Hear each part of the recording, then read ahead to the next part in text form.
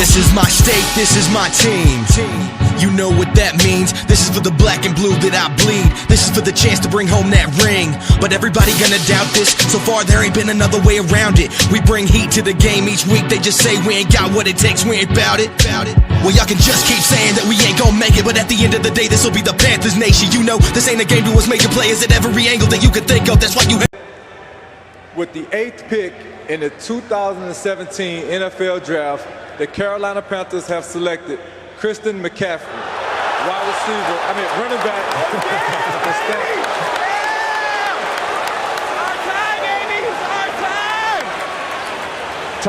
Thomas, don't worry about it. He's actually both.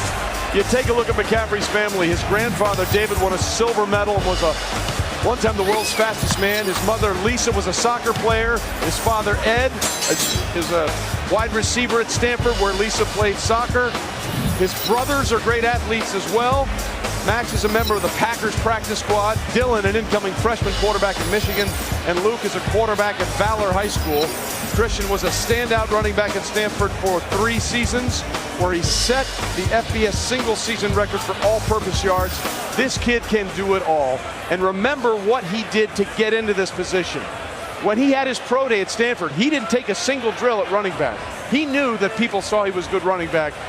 They also did the pro day simply just for what his wide receiver skills would be. But Mel, we've had 2 running backs go in the first 8 picks. This must be upsetting to you. Listen. And I think pretty quickly we're going to be talking running back. Who made that rule anyway? You can't pick one in the first round. Who made that rule? I did. You wouldn't have taken Emmitt Smith or Tony Dorsett or Jim Brown. No. I mean, I'm tired of talking to you about this running back thing. I mean, you change your coat, you're like a chameleon. Hey, that is not true, Gruden, because let me tell you one thing here. You got 2 backs, right? Do you take Elliott thinking he's better for our offensive line system and our blocking scheme than the other 2 we have, or do you go away from it? I said last year, if I got a head coach and a coordinator banging on a table and the grade is where it needs to be, in Elliott's case, it's 8 on the board. That's high enough. If it was 18, I'd say no way. So if you want him, you wanted Gurley, I'd say, hey, Gurley's grade was high enough. Go ahead and take him. I personally, if I were a GM, my philosophy is never, whether it's Adrian Peterson or your Cadillac Williams, I would never take a running back in round 1. Never? Not after what we saw from Zeke. McCaffrey, first of all, is not a running back. He's a slot receiver. He's a wide receiver, punt returner, kick returner. Look, about 2015, he completed 2 or 3 passes, both resulted in touchdowns. High school, he was a running back, wide receiver, defensive back, punter, and track star. He is much more than a running back. This is a multi-dimensional dynamo. Adam Schefter called him a four-down player. Look at him here. 5'11 and a quarter, 202 pounds, around a 4.48, 37.5 vertical. What an athlete he is. What an athletic family he comes from. So I think when you look at McCaffrey, he's an X-factor player. He is not a running back. I said all along, if the grade's in line, McCaffrey's is, then you take him if the coach is pounding the table for him. What does Cam Newton need coming off the injury? He needs weapons. He needs targets. McCaffrey is a route runner. He's a skilled player, and he's all about football, John. I said last year Elliott's grade was in range. You take him if the coach wanted him. I said the same thing about Gurley. I'll say the same about McCaffrey and Fournette. The coach is pounding the table, and their grade's in line. I have no issue with it, John Gruden.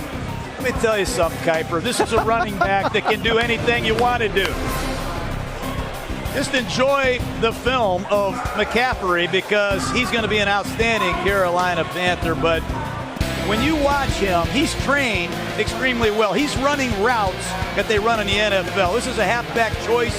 Nobody runs it better than Darren Sproles of the Philadelphia Eagles. He mismatches linebackers. It's embarrassing. That's the same thing that McCaffrey is doing as a running back, Mel. He's coming out of the backfield, and he's shredding linebackers on the exact same routes. He's been well trained. If you want to detach him from the formation, he can run routes as good as most slot receivers. That's a lookie that you can't run any better. And he has the speed and the power to finish it. And they lost Ted Ginn, their dynamic returner. He signed with the Saints. Guess what? They get one of the premier returners in the history of college football. Punts and kicks. Christian McCaffrey, running back / X Factor. I love this pick. 40th pick in the 2017 NFL Draft, the Carolina Panthers select Curtis Samuel, wide receiver, Ohio State. Wow, so with Christian McCaffrey already in the house, Curtis Samuel, that's two very potent matchup nightmare running backs to be added to this offense. Yeah, I think he's going to be a wideout with them, but they'll move him around. But it's interesting. I'm looking at my notes, and under wide receiver, I have Kelvin Benjamin and who else? And underneath it says they need dynamic offensive playmakers, and they've just added 2. This kid flies. He had 8 rushing touchdowns. 6 of them he was untouched. Means good blocking, but he's a gash and go guy. Now, look at him beat press coverage and stack the corner.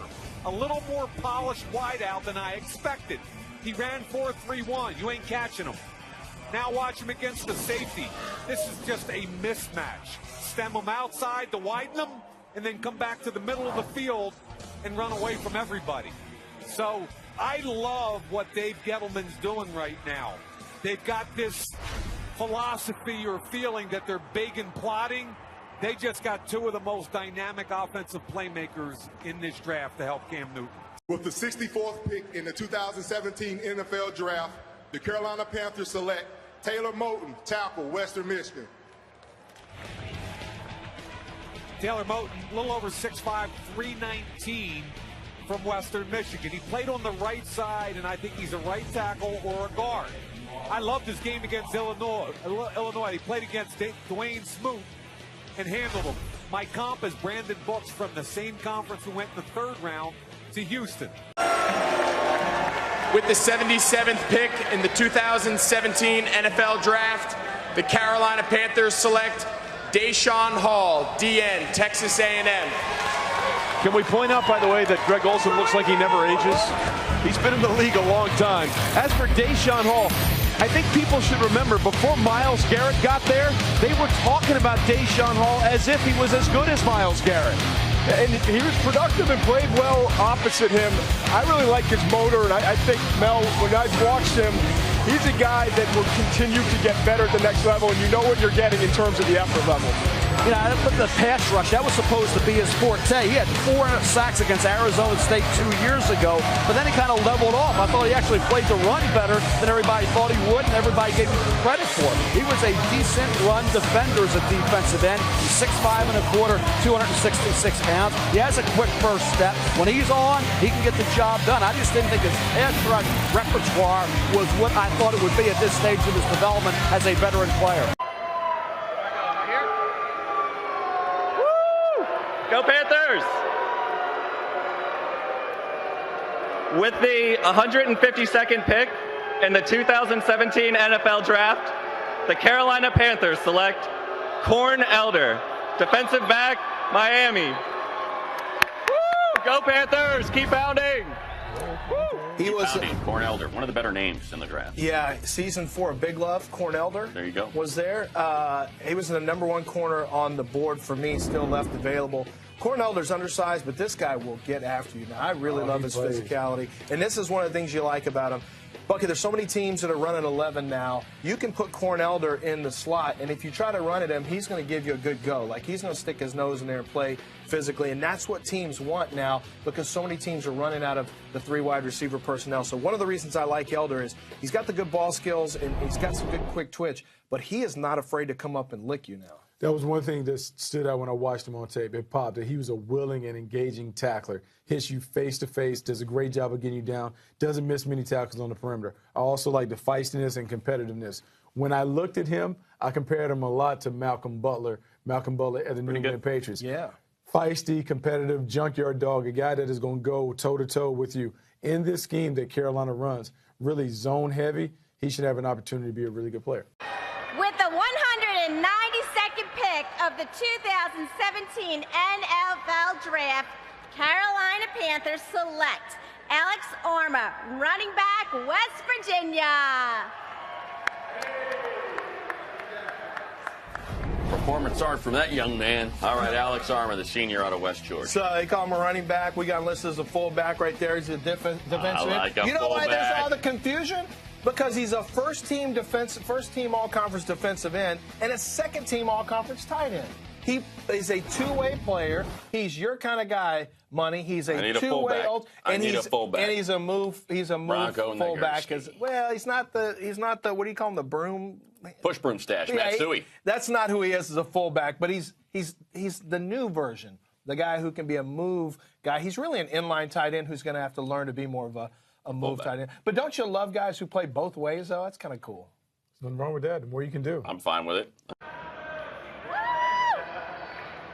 With the 233rd pick in the 2017 NFL Draft, the Carolina Panthers select Harrison Butker, kicker, Georgia Tech. Keep pounding! Keep pounding. All right, our third kicker, Georgia Tech. 3 kickers drafted. What's the record? This is kind of your kind of thing, though, Money. You usually know these kind of things. You know, we had kickers getting drafted in the first round back in the 60s, so I would assume Raider ball. Yeah. No, I think I want to say it was the St. Louis Cardinals who took a kicker in the first round. Anyway. But why shouldn't we take kickers higher? They're always the leading scorers of every team. Right. I think it's really an important deal. I know Roberto Aguayo was a bit of a disappointment because we took him in the second round. But the Polish cannon has not been. So far. If you really think about it, they put points on the board. And so we place a premium on point scorers. We should value kickers a little higher. And I think they do when they separate. You know, Sebastian Janikowski separated himself from the bunch. They thought Aguayo separated himself from the bunch. He just didn't. But he's just 1 year in, though. Yeah, but you know what? If you look back statistically, he wasn't even that great at Florida State. You mean the most accurate kicker in college football history? And that was misleading because he never took long field goals. It was all small ball. It was all short field goals. And if you looked at his number beyond 40 yards, it was terrible. It was like sub 50%. And cheer for the Panthers in our grand old day. Nothing could be finer than to be in Carolina for a Panther football game. From the mountains to the ocean, Carolina, Carolina, best of them all. From the end zone to the end zone, Carolina, Carolina, carry them all. Nothing